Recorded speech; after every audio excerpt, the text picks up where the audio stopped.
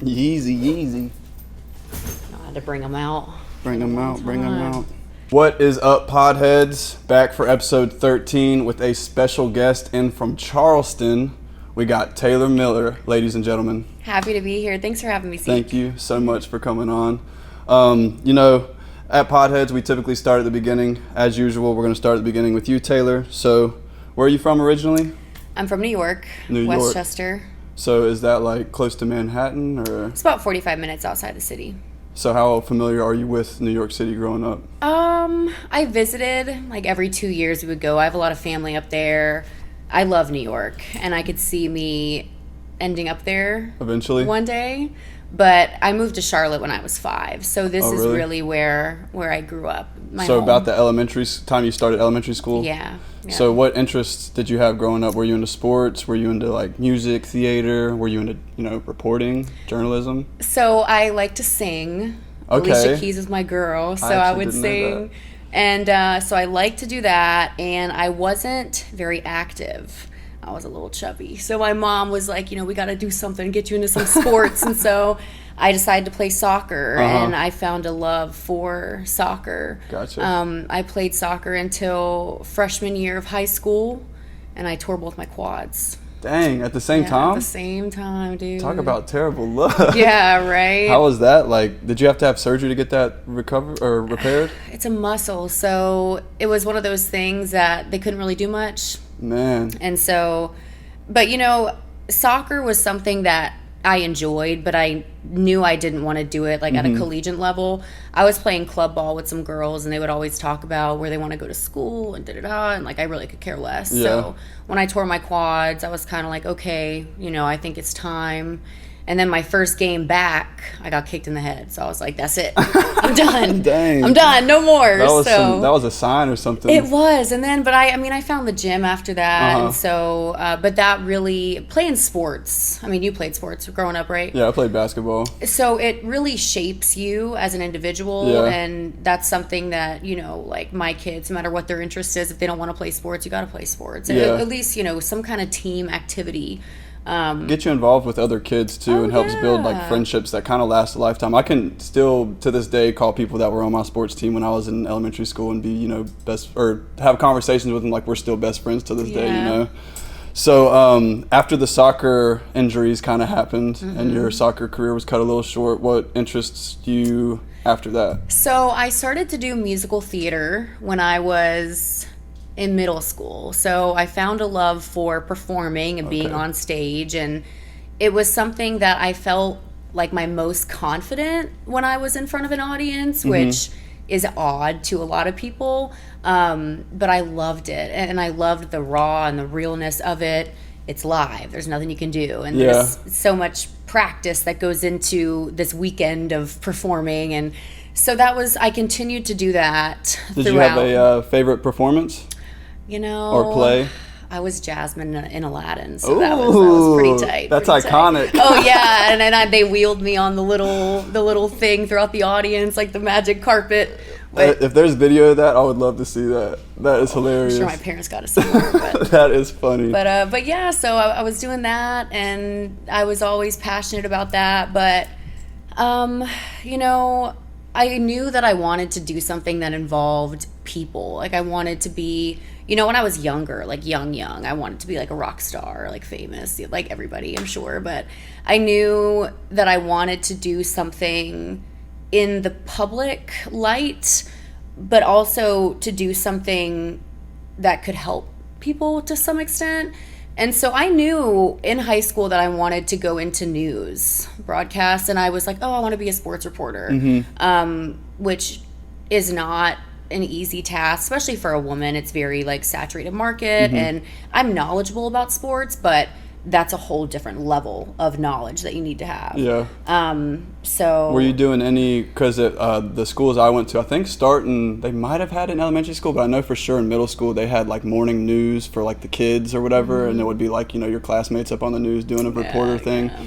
Were you doing something similar? No. No? Did your school do anything like that? They did. I was in I was in chorus. Okay. So we would go and we would sing sometimes on the morning news. Or, like, you know, I was like Jasmine in Aladdin. So I would, you know, I was there like in the morning. I would give them like a sneak peek of like, you know, come check out the musical. And I would do a little skit. But yeah, no, didn't do the morning news, which I've never thought about. I wonder why I didn't do that. I remember a lot of people doing that when I was younger. A lot of people trying it. I never did it either, but, you know, looking back, I definitely wish I would have tried it. I was so into sports at the time that I thought that was my life. But, you know, you learn what your interests are the older you get. Absolutely. So, didn't do the morning news, but you were doing musical theater and stuff like that. But that was involved with the school, correct? Yeah. Were you doing anything outside of the school? I was. So I was in on stage. It was like a community kind of theater situation in Ballantyne, actually. So I was doing that, and I was doing singing lessons, and I tried to pick up like the piano. But I was already... It's difficult. Dude, yeah. Like, I was like, it can't be that hard. You know, I learned how to play the flute. I'm like, man, I can play the piano. The flute player, huh? No piano. So, but yeah, I mean, that was really what I enjoyed to do when I was younger. And then, you know, in high school, you have teachers that you don't necessarily get along with the best. And that really plays a role into what you don't like. Yeah. You know, like it kind of put a bad taste in my mouth with theater and certain classes and stuff like that. Yeah. And, you know, psychology was also something that I was interested in. I took AP Psych, and that, like, my teacher was so awful to me. That's honestly, that really does suck, because when you do have a great teacher, though, it's the exact opposite effect, because it could be a subject you're not interested in at all, and all of a sudden, because you got this teacher, you're looking forward to it every day. That's how psych was for me when I got to college. I had this professor, cannot remember his name, but shout out to whoever you are, man, because I got an A in that class because he was so, like, engaging, he was so personable. But shout out to the great teachers, man. Yeah, really. So you had decided that you did want to do like news and reporting and stuff like that, and be involved with people when you were younger. How did you want to transition that to college, or did you want to take it to college? So I did. I went to UNC Charlotte. It was the only school I applied to. Okay. So I went to UNC Charlotte, and I mass media communications major with a minor in journalism. They didn't have a broadcast department. Okay. And I wanted to stay close to my family, so I wanted to go to UNCC, and they gave me the opportunity, like, hey, if you want to go to UNCC, we'll get you an apartment close by or live on campus. So it was like the best of both worlds. So I went to UNC Charlotte. I had an amazing collegiate experience, graduated in 4 years. Hey. Barely, but you know. Was your family involved in like news or media or anything like that? No, not at all. I was the first 4-year graduate from my family. Nice. Congratulations. So, yeah, but I knew that that's what I wanted to do, which is rare. Usually, you know, I felt very lucky to already kind of have a plan. And so graduated college, but I really was taught from a journalism perspective how to write for like a newspaper. Okay. So after college, I ended up going to a tech school called Connecticut School of Broadcasting, and it's like, 15 minutes outside of Uptown. And so I went there and I got my broadcast media certificate, and I think that enabled me to start dabbling more so in like internships and whatnot. And you also had to have a social media background for social media marketing. Is that something that came from school as well? No. So tailor your media, social media management. Follow. But so I actually worked at a restaurant for like 3.5 years, Fahrenheit, Charlotte. Shout out Fahrenheit. Shout out Fahrenheit, my second family. But so I was working there, started as a hostess when I was 18, started serving, bartending, and then they ended up giving me the opportunity to run their socials. And that was my first time I ever did that. And I, have like a decent following on my personal account, so I knew that like I know what people like to see, and I was gonna fake it till I made it. I was like, I could definitely try, Yeah. And so it ended up working out really well, and they gave me that opportunity, and I found a love for it. And so when I got the job in Charleston, I wanted to make extra income, I decided to start doing this on the side, and it's kind of became its own beast in its own way. So it's crazy when you hear of the people our parents' age talking about all these kids these days want to be on their phone and stuff, but then you got instances like this where it's like, dude, the phone is literally making me an income for like a year or whatever the case is. So like, it's definitely given us opportunities that people like never had. You know, the ability to be successful and all the things that you can learn are right at our fingertips. You know, and like,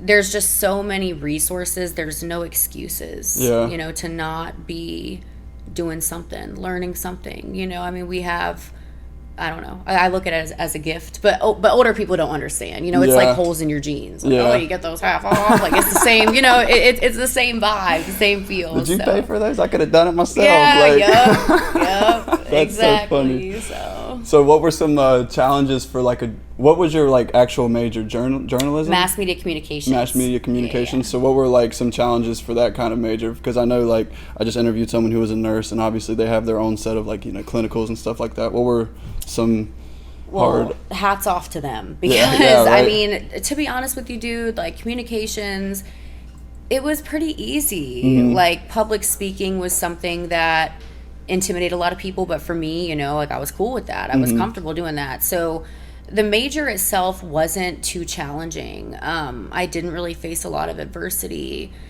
in those years. I did join a sorority for a year and a half. What sorority were you in? Zeta to Alpha. Nice. Only the best get crowned. But wasn't my cup of tea. You know, I met some, you know, a couple girls that will be in my wedding, you know, so it was definitely worth it. And I think it's great for a lot of people. But it just wasn't really my cup of tea. And I think that can serve as, like, for me, since I wasn't really like getting a lot out of it, it can serve as a distraction to some people.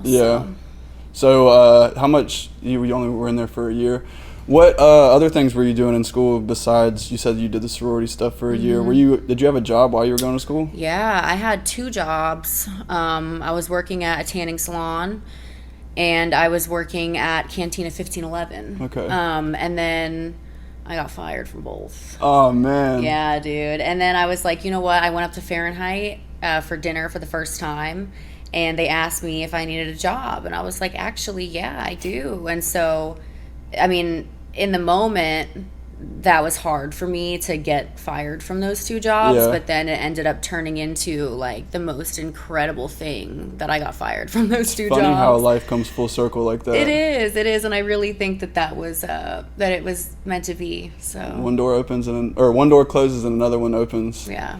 Absolutely. So what was it like starting at Fahrenheit, because that's a pretty poppin' restaurant in the city, and you as an 18-year-old, it was probably kind of intimidating? It was, and you know, the restaurant is a whole different beast. Was that your first restaurant you worked in? Well, Cantina 1511, yeah, but I mean, that was brief, and it was like a little Mexican restaurant, so totally different, like scale-wise. I mean, I felt very lucky to be there. Like, I was a little starstruck, and I felt like I didn't really belong there, you know, but so I enjoyed it, and I wanted to. I think that was the first job I ever had that I was like, I want to do an amazing job. Like, I'm gonna really prove myself, you know, and that ended up paying tenfold in the end. But I mean, I grew as a woman there, and I think working in a restaurant in general is so important.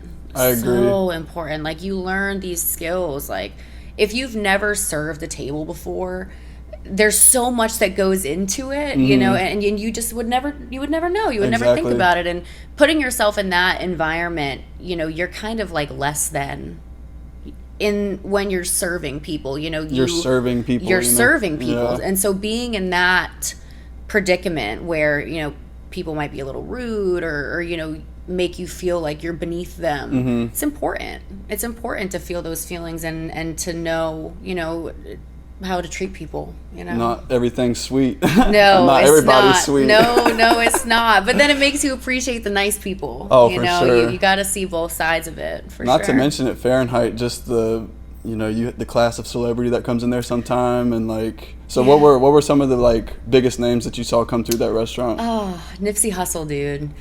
Yeah. No way. Yeah, that was All-Star Weekend. Damn. 2019, I was hosting, and it was the Dreamville brunch, right? It was super low key. Like, I didn't even know. They called me in.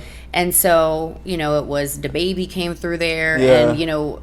He's like a regular there, though, right? Now he is, yes. But at that time, that was when Baby on Baby dropped, right? So he was like, he was really feeling himself. The album was doing numbers, and he walked in, and he was just like, not, like, he was just, you know, he was popping. Yeah, he was the shit, and he knew it. Yeah, so but it's funny because as time went on, he ended up really turning a corner, and every time we would take care of him, he was very kind. You know, years forward. But Nipsey Hussle was by far the nicest celebrity I've ever met. He walked in the door, and I was like, "Oh, welcome," and he shook my hand, and he's like, "Thank you so much. Like, I hope you have a good day."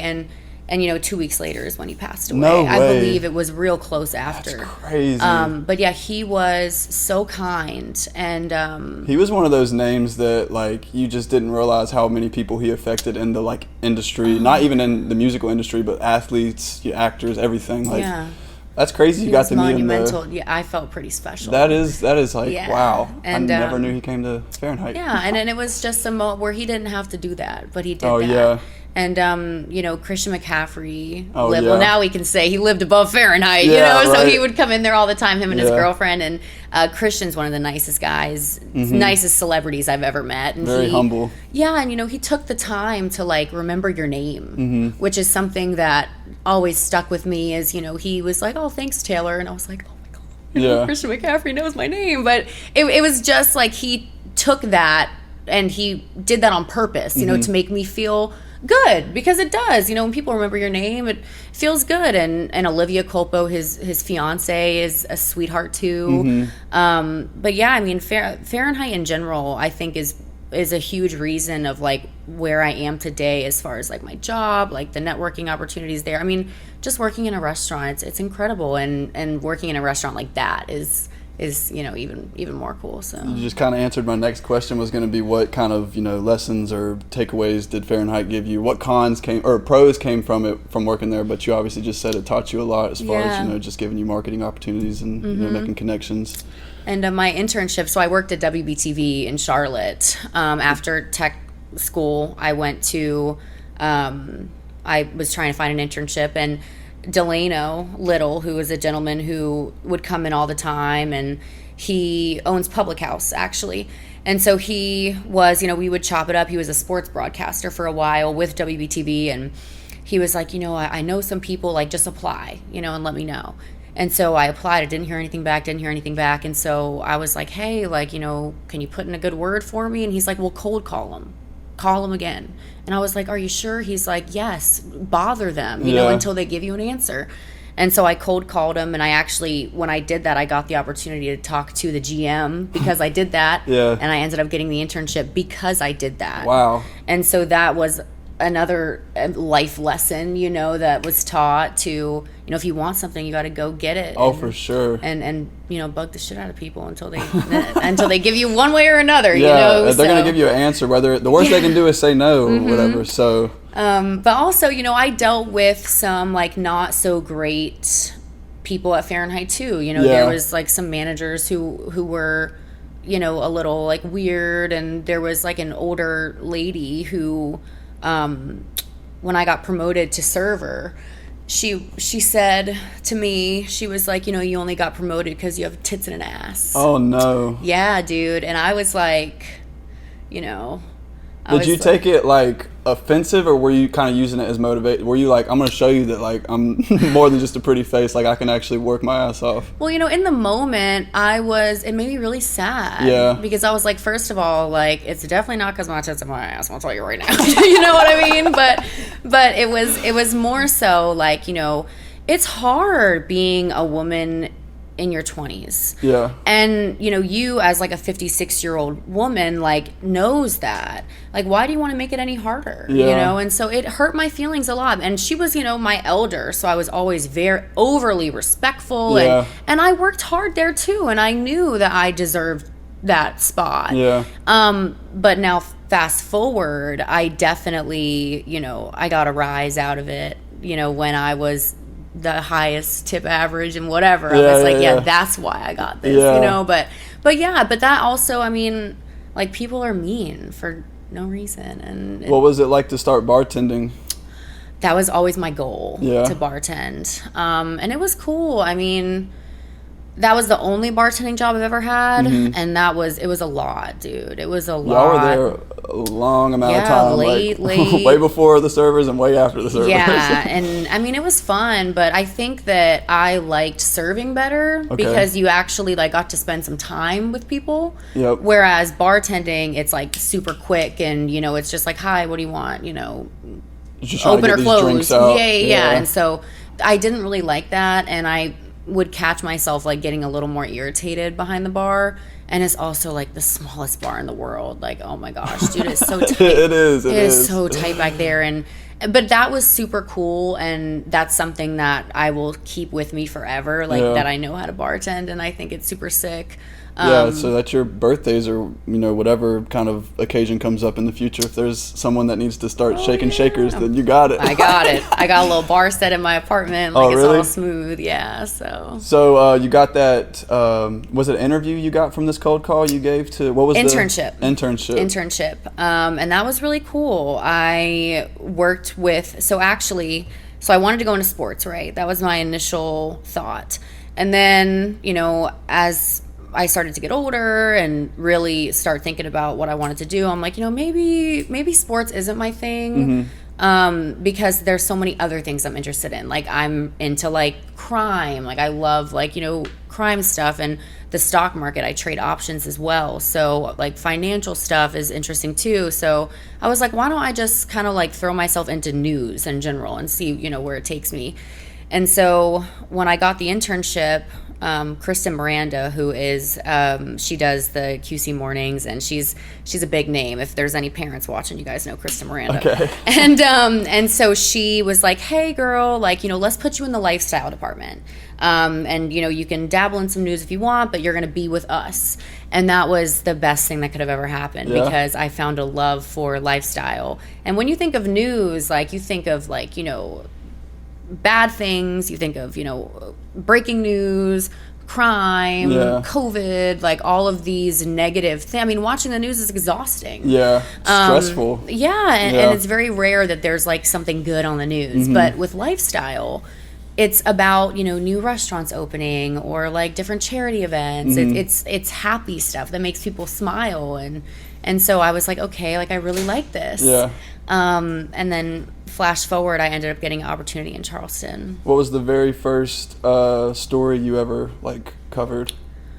The mobile giving machine was in Charleston. It was this like giant vending machine that goes around to different cities during the holidays, and people can purchase a goat for a family in need, sweet potatoes, baby necessities, everything. And so people can actually choose, like, rather than just donating money, which you can do too, they could say, hey, you know, I want to give a family, you know, some soap or a hotel room for the night.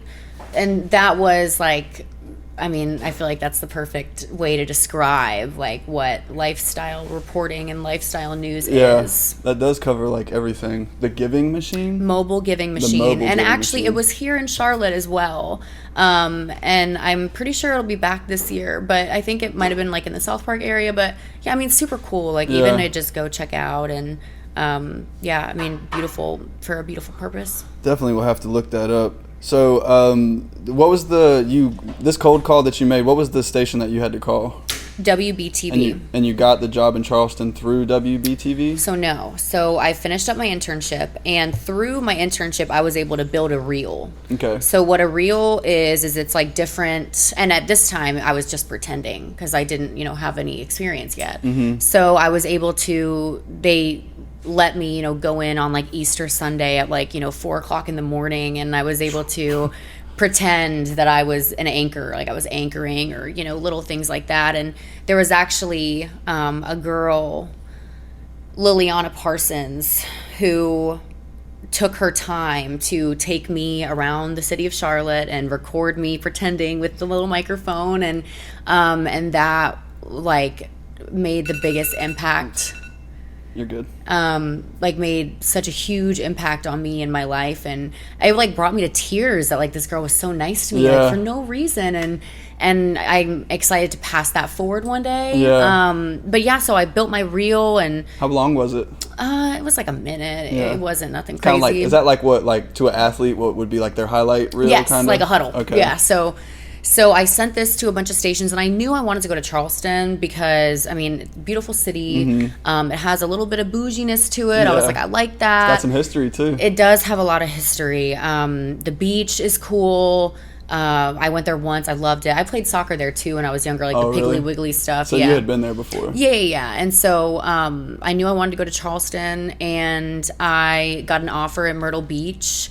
And I was like, oh, like, I mean, I'm so appreciative, but like, I want to try to go to Charleston. And so I was applying, and I was reaching out to people on LinkedIn as well. So if I saw a job pop up, I would go and find the, hiring manager and go message them on LinkedIn. And so I ended up getting an interview with Fox 24 in Charleston, and I didn't even know it was a lifestyle show until halfway through the Zoom call. I found out it was a lifestyle show. Like I thought, perfect. Dude, I mean, it was meant to be. And so, but I didn't hear back from them for like a month. Dang. And I was like, well, I guess, I'll go to Myrtle Beach maybe or whatever. And then she ended up sending me a contract. So, man, that's a big step, and that's actually a good pausing point so I can reload the batteries. Taking a quick break. If I ever get sponsors, this will be where the advertisements occur and roll. So we'll be right back, folks. All right, folks, we are back, and I didn't think we were going to come back for a second. We had some complications with the place we are recording right now, so yeah, but we're back. Hopefully we don't have any more complications. Because this is too professional. Yeah, that's what they said, yeah. They said this looks too professional, even though my microphone's like hanging down here willy-nilly like this, but... It cost me the boss, Zeke. Yeah, right. That's definitely. What it is. Yeah. That was a big compliment, if anything. So we left off, and you were just kind of getting your feet under you in Charlotte, it sounded like, because you had just gotten the job for, what was this company? Or the So in Charleston. Yeah, in Charleston. Yeah, so... Did I say Charlotte? Yes. Sorry, Charleston. So I moved to Charleston October of last year, 2022. And I have had incredible opportunity there. I couldn't have hoped for a better first job. It's been like, I have nothing but amazing things to say about my coworkers that I work with in Charleston. Fox 24 News Now is incredible, and has really been like a huge jumping off point. And I know it'll invaluable experience wise. Yeah. So what's the comparison of Charlotte to Charleston, though? Are they similar? Are they completely different? I've been to Charleston once, but I went with my church youth group, so my experience was probably a lot different than yours. Yeah. So Charleston is smaller, of course. More diverse than I thought, but not, it doesn't hold a candle to Charlotte. A lot of history there. A lot of really bad history there. What are some of your favorite things to do there, though? I love to go to the beach. I've never lived by the beach before, so that's really cool. I love to walk around. I mean, you go into a hotel, and it's, 1613 is when it's, when it was built. So, I mean, it's just a experience. It's a foodie city, a lot of amazing food there. Do you have a favorite restaurant? Yet? I mean, you haven't been there too long, but... No, favorite restaurant, 167 Raw is a pretty cool spot. And another cool thing about Charleston, I didn't know this, is the whole entire Outer Banks show was filmed in Charleston. So what? yeah. That's fake. So I know, right? But I actually, I'll drive by some things and I'll see, and I'm like, oh my gosh, that was in, whatever. So I mean, that's pretty cool. And Charleston, the people there are different. It's a lot of old money. Okay. So I have ran into a couple instances, but I mean, not nice people are everywhere, but Charleston, they definitely have their nose in the air a little bit. But it's also rare to meet people who are from Charleston. Yeah. It's a lot of people move there and then don't leave because they love it so much. Yeah. And Charleston is a beautiful city, and it's perfect for me right now. But I I don't see myself planting my roots there by any means. I gotcha. It's more just a little stepping stone. Yeah, there you go. There you go. For sure. So do you have like a big city that you want to move to afterwards? Or you want to move back to a small city, or?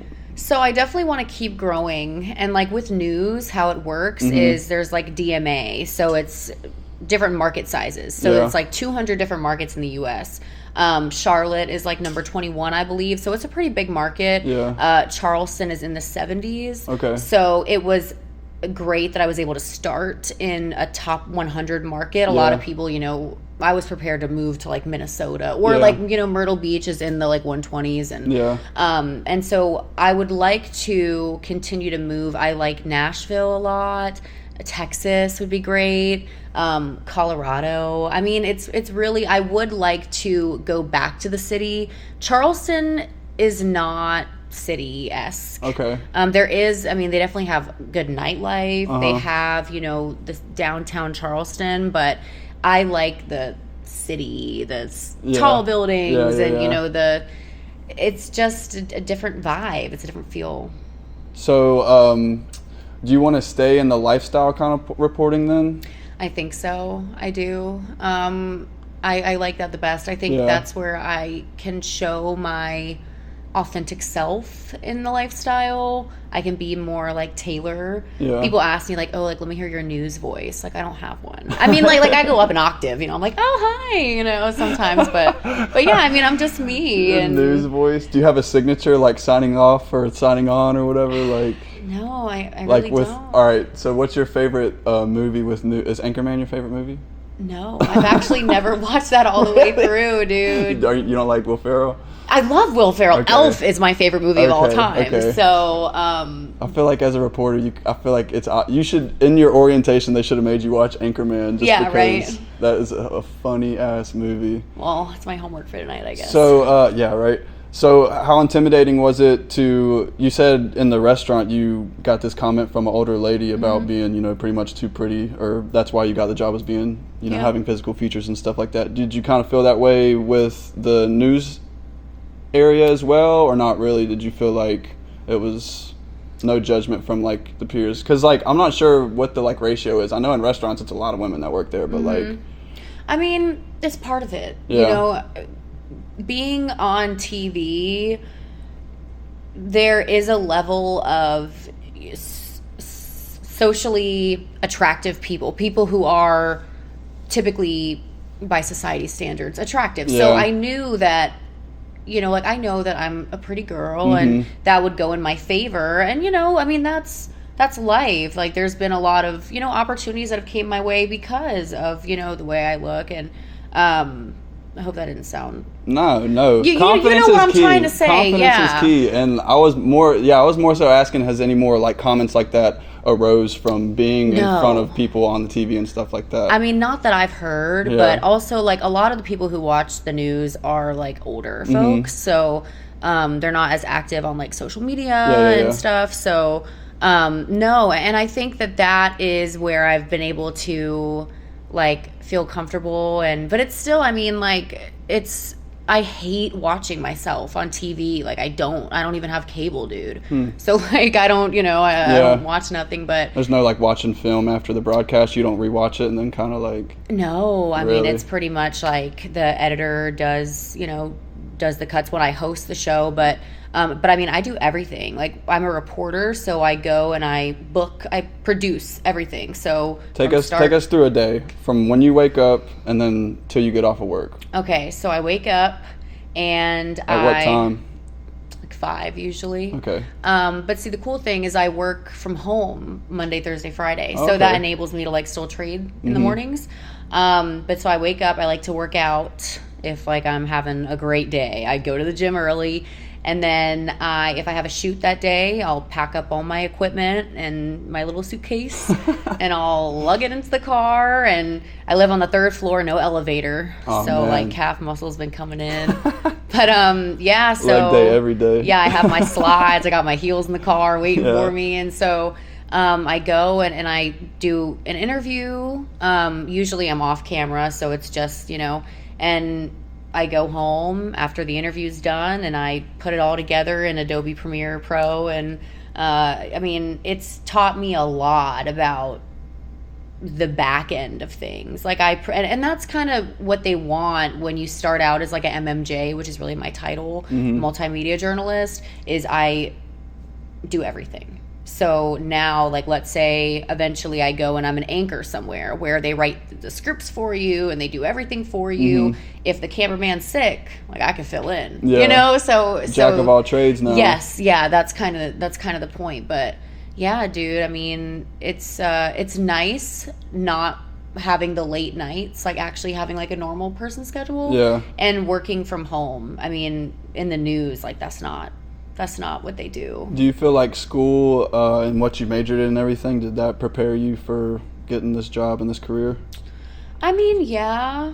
I feel like I would have had to have a college education, but I really don't think, I mean, there's nothing that I deal with. Like, honestly, the broadcasting school, like, if anyone wants to go into news, broadcasting school is so an incredible asset. Or if you go to a college and you have a broadcasting degree, but broadcasting school, is that like outside of like where you would go from a community college or like a university? It's like its own. It's a technical college. Okay. So, but it was like a, you know, it was like a 4-month thing. Okay. And I would go 2 days a week, and I got like a certificate, you know. But it was just another level of education that I got into.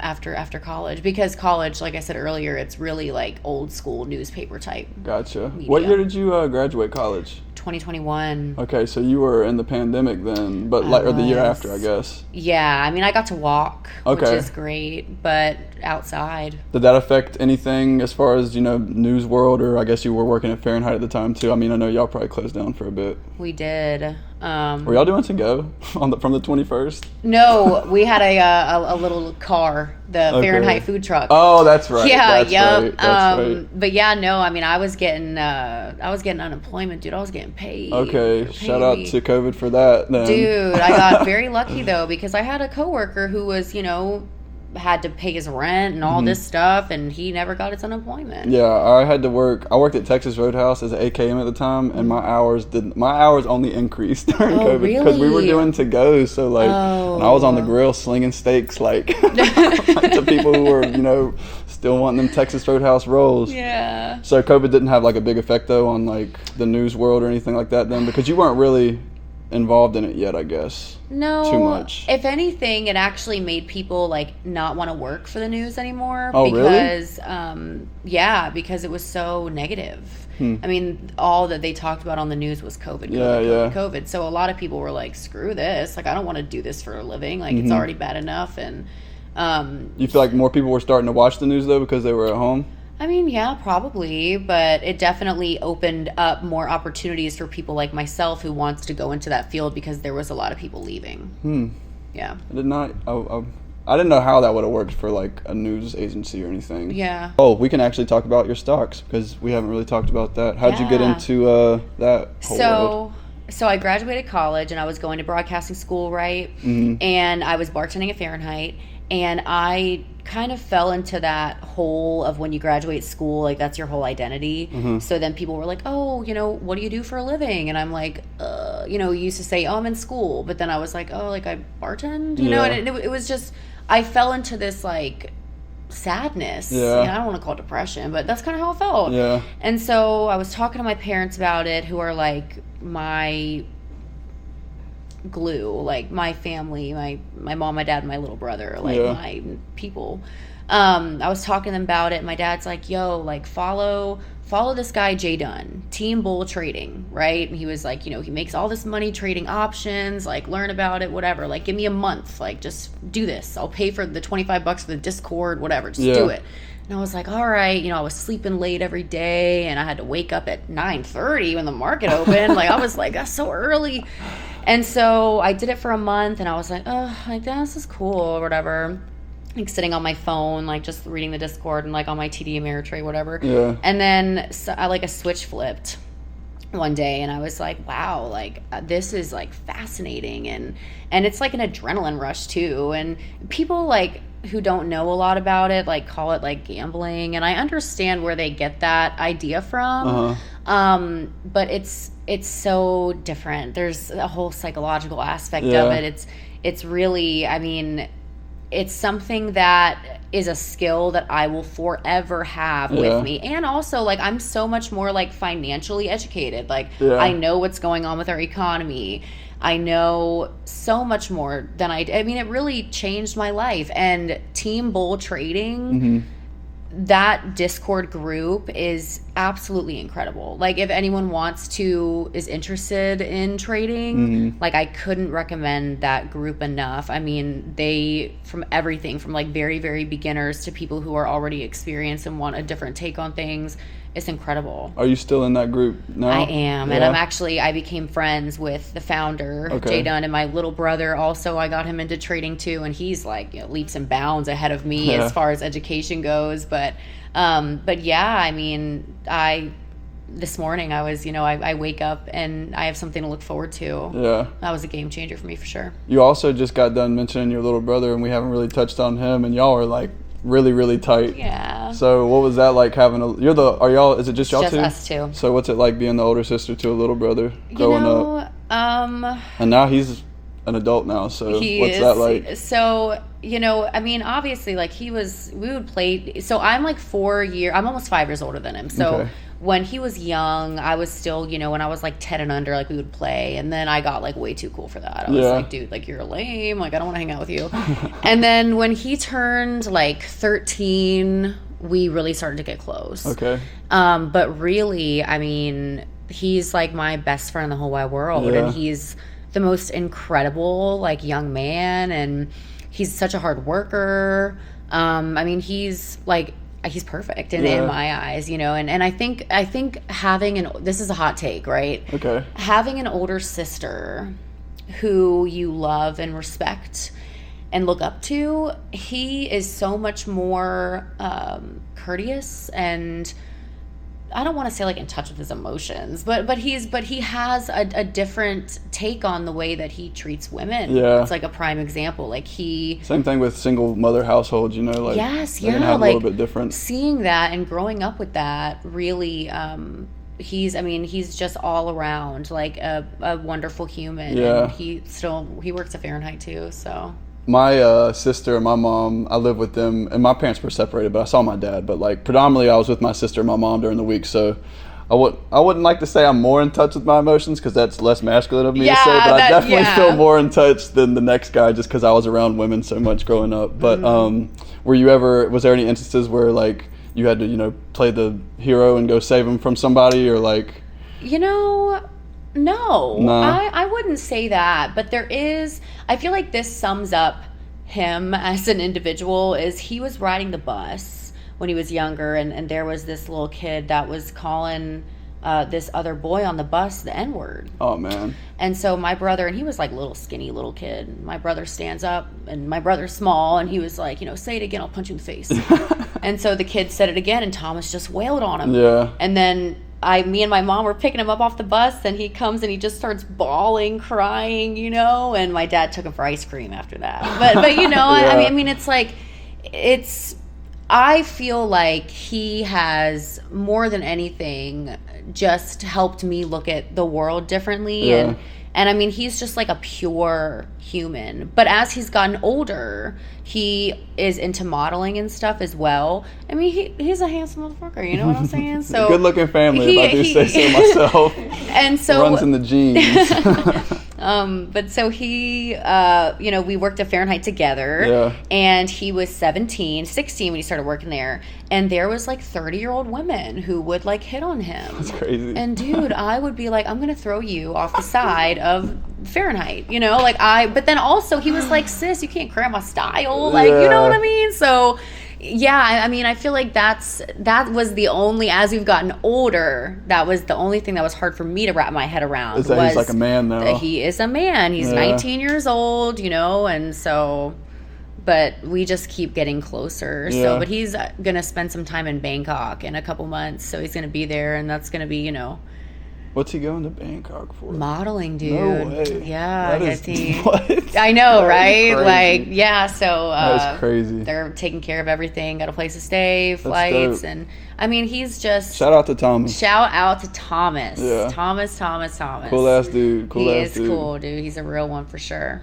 All right, so I'm gonna ask you some quick hitters now. All right. So these are gonna be either would you rather's or just fun questions. I guess I kind of found them throughout the internet. I already asked you about Anchorman being your favorite movie, and you said nah. All right, so who would be like your dream news? Like the Today Show, you have like Al Roker and all these big names. Who would be on your dream newscast or network or whatever? Oh gosh, dude, I don't know. We'll just go with newswoman, newsman, or anchorman, anchorwoman. Shoot. Well, I know that. Gosh. Put you on the spot, huh? I know. I didn't think about this question. We can always come back. Yeah, I like to throw some curveballs. Yeah, that was definitely a curveball for sure. All right. Well, how long did it take before you were comfortable on like the TV or the news? I would probably say like. Well, I guess in front of crowds. Really, you said you were always comfortable. I was, but being on TV is a little bit different. It is. But I don't know. I mean, I still get nervous. Yeah. Yeah. Do you have like a pre-news ritual or pre-game ritual? Yeah, I do the Superman pose. What, like the This. and I talk to myself, and it's like I'm not in even the mirror? I'm not even playing with you, dude. That like, is funny. Yeah, and it's actually like scientifically backed. It's proven Okay. to when you do this pose, and I also give myself affirmations. I'm Yeah. like, I'm smart, I'm beautiful, and I talk to myself, and it actually is supposed to. I mean, I feel like it always helps me, and Yeah. because it's just so. Yeah, I'm telling you. I might have to just try that in You gotta general try- for life. If you try it, you gotta let us know. Before anything, yeah, I'm definitely going to. Are you a dog person or a cat person? Dog. Dog. Do you have a dog? We do. Well, my family does. Okay. I grew up with Rottweilers, so that's always been when I do get a dog, eventually I'll have a little Rottweiler and a pug. We have a pug too. Is that your favorite kind? Is a Rottweiler? Yes. Yeah. Yeah. Okay, so Gunna or Little Baby?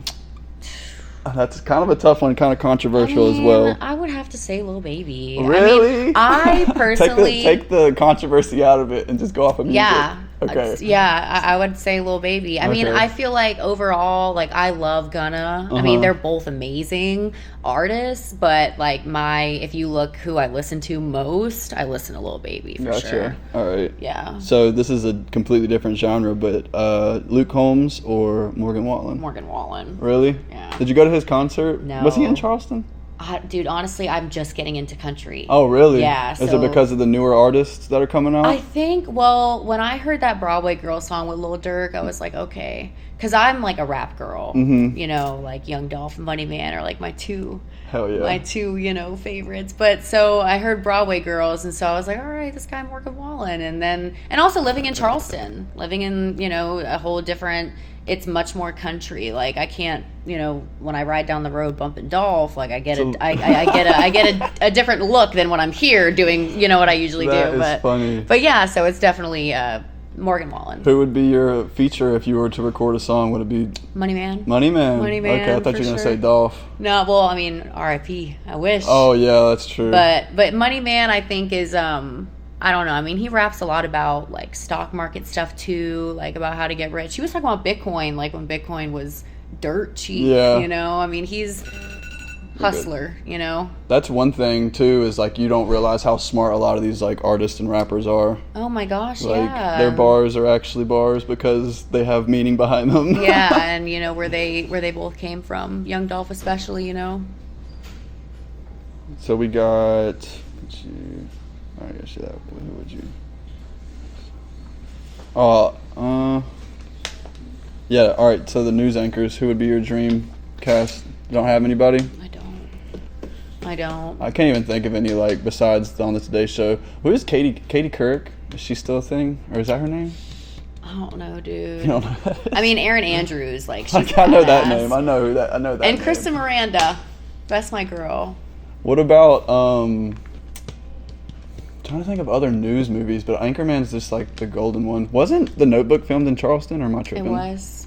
Have you It seen was. any of that? I've seen The Notebook, bits and pieces, but yeah, I love I'm like a horror horror movie guru, so Okay. it's kind of I don't really like the romantic rom-coms. Really? Yeah, I like horror movies too. Yeah, I like to be like on the edge of my seat. I'm also a sleeper, dude. Like you put on anything and like I'm out cold. True. Yeah, True. so. Shows or movies then? I don't know. I guess it would depend. Like I love like Dateline, stuff like that. But I feel like I'm more into the movies, I guess. Mm-hmm. Yeah, but I actually just watched Lincoln Lawyer on Netflix. Fire. Gotcha. Fire. I haven't seen that yet. Who's in that? It's tight. I don't know. I don't think anyone Major. who like we would know on the top of our heads. But it's a good one. Yeah, good show for sure. Definitely have to check that out. And I don't know if I didn't circle back to it. So there was one thing you wanted to touch on growing up, bullying, and why if you're a bully, you need to figure it out and stop doing it. Dude. So you experienced it growing up? I did. I think almost everybody did, and if you didn't, then it shows. You know, and that's a good point too, is, you know, like from a young, and it was one specific girl who was not very kind and was for no reason was mean. What age was this? So it started in 3rd grade is when it got real bad. And but the things that she would say, like, oh, you know, it's opposite day, you're so skinny, you're so pretty, like just mean-hearted stuff. But we were 8? Yeah. Like that she didn't come up with that. Like she obviously had some stuff going on at home. Yeah. And so but it, you know, progressively got worse, and she was like the cool popular girl and at that time. And then and I was like, you know what? Like rather than me projecting that onto others, like I never ever want to make anyone else feel that way. And I think that it really shaped me into like who I am. And I'm still like, yes, I'm confident in myself, but I'm still like that little chubby girl on the inside. And I mean, honestly, like I would thank her for really, yeah, for so sure. If you met her today, what would I don't know if I would say thank you. I might still want to snuff her a little bit, but no, I mean, really, like, I wouldn't be who I am without, like, having to go through that and having to, you know, like, figure it out and you know, get knocked down, dude. For my experience bullying, it's funny that you mentioned it. this is me on my shirt, by the way. Oh, really? I didn't tell you that when I walked in, but yeah, that's me on my shirt. But I used to have these huge glasses, right? So I used to get crazy names. And not to mention, it's not in this picture, but I used to have to wear an eye patch. Yeah, but it was a Band-Aid. It wasn't even like a cool pirate eye patch. No. Yeah, so you might as well have painted a target right here on my forehead. So trust me, went through the bullying. And for me, it taught me just how to, one, get away from the confrontation when people are approaching you in that way. Yeah. And two, just to, you know, who cares what you think, man? Like, you don't know what I'm wearing this stuff because I have to. I'm not acting like I want to wear this stuff. And it's all a projection. Yeah. Like when people, like even going back to that the old lady who made that comment about, you know, whatever. It's always like there's never anyone who is like happy and fully content with themselves who is like putting other people down. Well it's said. Always when they're having their own battles and their own struggles and they're just outletting and putting that on you. But yeah, you know, you never see someone happy and successful and doing good on the inside being mean to others. So I don't know, man. It's also just a testament to say that you don't ever know what someone's going through. Dude. Like, just because it's all happy and smiles doesn't mean it's all rainbows and butterflies on the inside either. So, oh, man. We touched a lot. We touched, you know, the news career, the stock market. We touched the social media. Yeah. So is there anything else that you want to shout out or that we didn't touch yet that you want to speak on? We're going to put all the social media links and all the website links or whatever that we have spoke on in the description so they can have a link to that. Yeah. I mean, really, dude, like, thank you so much for inviting me. Like, I was honored that you thought of me. I appreciate you coming on. This was the longest it took me to schedule someone and probably the most I was looking forward to an interview. I think I asked you back in like February and you were like, yes, I'm down. Like immediately responded and I was like, cool. And I'm thinking it's going to be like a week and you're like, it'll have to be in the summer. And I was like, please, the summer needs to hurry up. But Thank you so much for coming on. I'm happy this got to happen, even though we almost got shut down, but we're good. And fine. But you know what? I think that this is just the beginning for you in this podcast, and I am honored that I could say I was one of the OGs. We're definitely going to have a part 2 then, for sure. We'll have to circle back in a few years. Well, folks, this has been episode 13 of Podheads with Taylor Miller. Thanks for coming on. Thanks for watching, everyone. Please like, follow, and subscribe. Y'all stay blessed. Have a good one. And peace.